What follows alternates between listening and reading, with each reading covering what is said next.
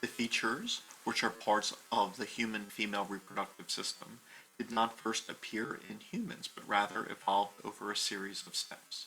It was the protists which first evolved the process of meiosis, and although there are variations in protists, such as the ciliates, in the meiosis which evolved here, the cells which become haploid with one copy of each chromosome fuse to make diploid zygotes.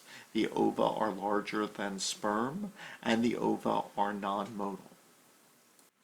While in the most primitive animals, the cells which will produce the ova, which perform oogenesis, can occur anywhere in the body, thus there are no gonads. In metazoan animals, oogenesis only occurs in specific regions, and so there are gonads, although they are not organs. This will first occur in the worms.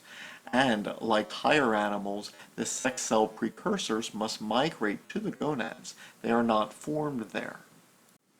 By the early bilaterians, ovaries were true organs composed of multiple tissues, and by the early deuterostomes, the last meiotic division of the secondary oocyte to produce the ovum does not occur until fertilization. And so thus it takes the entry of the sperm to actually produce the female gamete. Only the secondary oocyte is released at ovulation. In addition, the secondary oocyte does not travel alone, but rather is surrounded by follicular cells.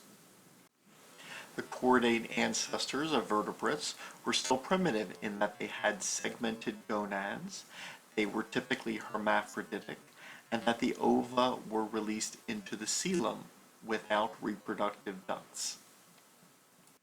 By the early vertebrates, gonads were no longer segmented. Modern hagfish and lampreys can possess reproductive styles unlike those of the jawed vertebrates. For example, the paired gonads can fuse to form a single one, which is not typical of the jawed vertebrates. There are no oviducts in the jawless fishes, and eggs pass directly through pores into the coelom, where they pass to the cloaca. Up to 200,000 eggs can be produced in female lampreys in one spawning. By the early gnathostomes, paired ovaries were the norm.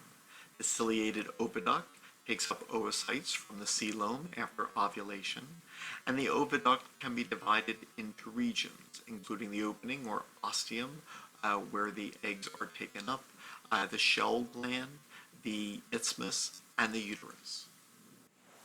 Female tetrapods began to adapt the reproductive system to reproduction on land, and there is a great diversity in amphibian reproduction today. By early amniotes, the oviduct develops from the Mullerian duct, which males no longer retain. The distal portions of the oviduct form a uterus and vagina. The ovary was now connected to the oviduct.